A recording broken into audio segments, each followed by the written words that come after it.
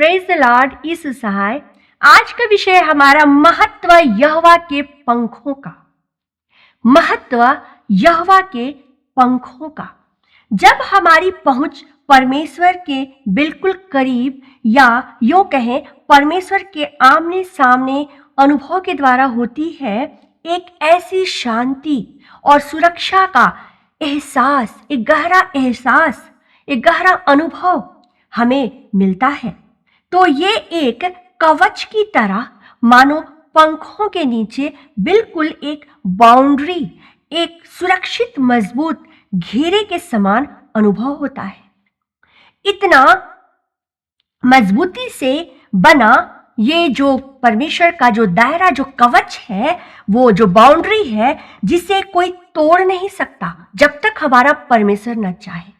जो बाउंड्री हमारे चारों ओर, जो कवच परमेश्वर के द्वारा हमें ढांपे रखता है, वो जब तक परमेश्वर न चाहे उसे कोई तोड़ नहीं सकता। वो इतना ही मजबूत होता है। मत्ती 23:37 में हमें मिलता है, मैंने कितनी बार चाहा कि जैसे मुर्गी बच्चों को अपने पंखों के नीचे इकट्ठा करती है, वैसे ही मैं भी तेरे बच्चों को इकट्ठा करूं, परंतु तुमने ना चाहा। परंतु तुमने ना चाहा। मैं फिर से पढ़ूंगी, मैंने कितनी बार चाहा। परमेश्वर इस बात को आज हमसे कह रहा है कि मैंने कितनी बार चाहा कि जैसे मुर्गी बच्चों को अपने पंखों के नीचे इकट्ठा करके रखती है, वैसे ही मैं भी तेरे बच्चों को इकट्ठा करूं, परंतु तुमने ना चाहा।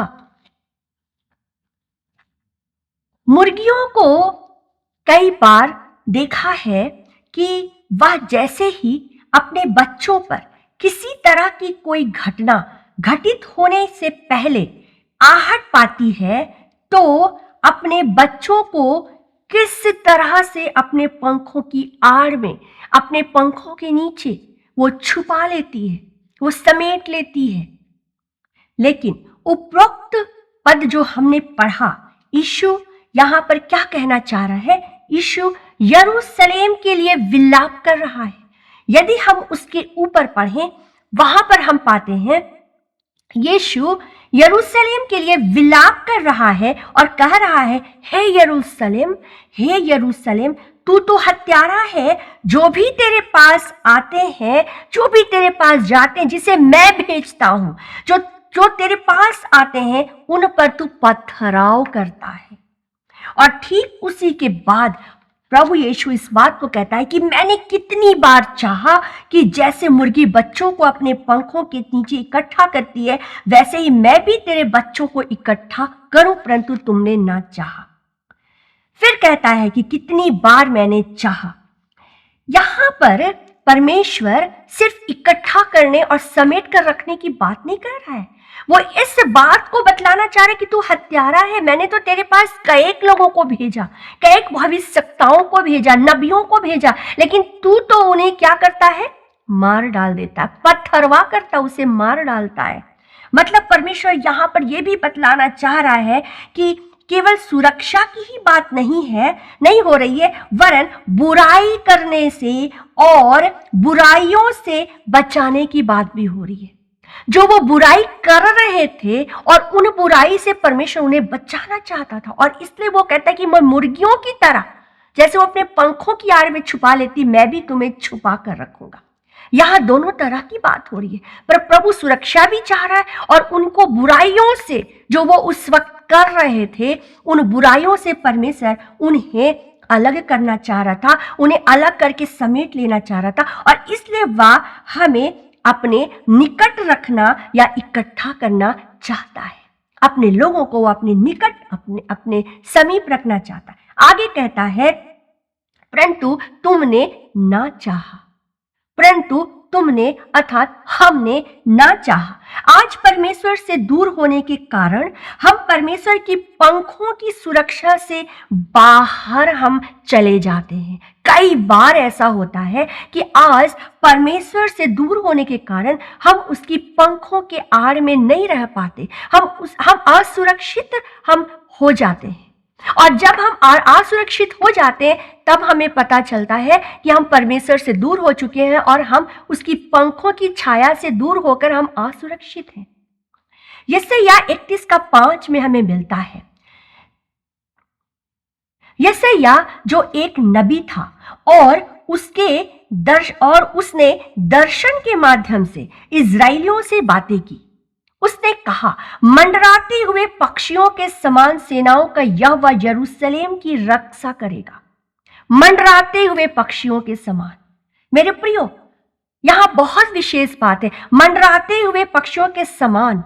वो पक्षी जो मंडराते हैं आकाश में, वो यूं ही नहीं घूमते हैं, वो यूं ही नहीं उड़ते हैं, लेकिन वो ऊपर से जब वो नीचे की ओर देखते हैं, वो ये भी ढूंढते हैं कि मुझे कहाँ उतरनी है, कौन सी जगह हमारे लिए सेफ है, किस जगह में मुझे आना है, कौन सा पेड़ हमारे लिए सही रहेगा, कौन सा वृक्ष हमारे लिए सही रहेगा। हमारा आज परमेश्वर हमें निहारता है, हमें ऊपर से निहारता है। अपने बेटे बेटियों को वो ऊपर से देखता है। किसकी सुरक्षा, किस लोगों की इस समय हमारी जरूरत है, किसे सुरक्षा की आवश्यकता है, वो हमें ऊपर से देखता है और आगे लिखता है कि उसकी रक्षा करके छुड़ाएगा, उनकी रक्षा करके छुड़ाएगा।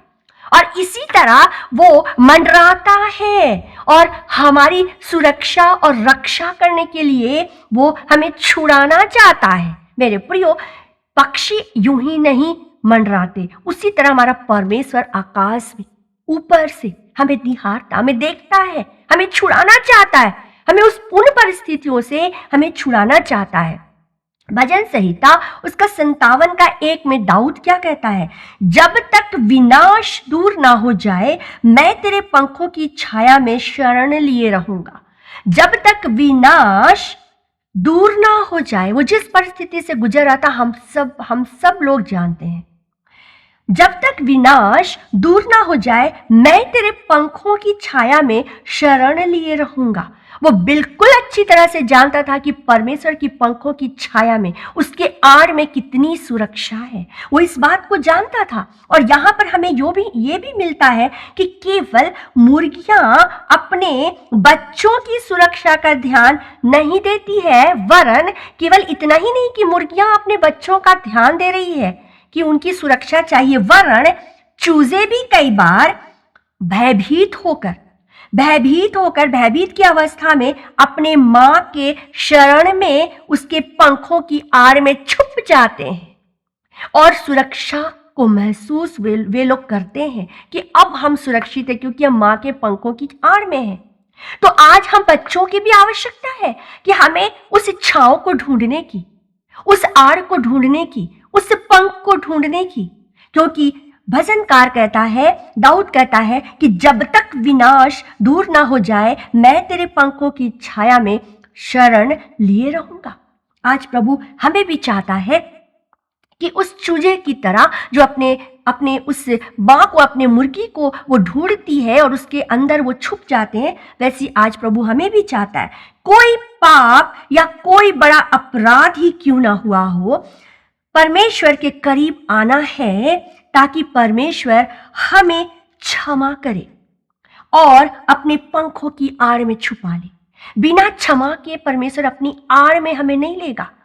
पहले हमें परमेश्वर से क्षमा मांगने की आवश्यकता है ताकि वो एक पिता की तरह अपने बच्चे को संभाल सके, एक पिता की तरह अपने बच्चे की आवश्यकता को देख सके, उसकी परिस्थिति को भांप सके। जिस तरह से वो मुर्गी अपने बच्चों, आहट पाती और अपने बच्चों को समझ सकती है, आज हमें अपने पिता के नजदीक अपने बच्चे बनकर, और जिस तरह से हमने कितनी भी प्रकार की पाप क्यों ना की हो, हमसे कितने भी बड़े अपराध क्यों ना हुए हो, हमें उससे क्षमा मांगना है परमेश्वर से, ताकि परमेश्वर हमें ये सुरक्षा से वंचित ना रखे, लेकिन ये सुरक्षा हमें दे जो सुरक्षा की आज हमें जरूरत है, क्योंकि परमेश्वर एकमात्र है जिसकी पंखों की आड़ में हम सुरक्षित महसूस कर सकते हैं। Praise the Lord. प्रभु इन वचनों के द्वारा आप लोगों को बहुत आशीष दे।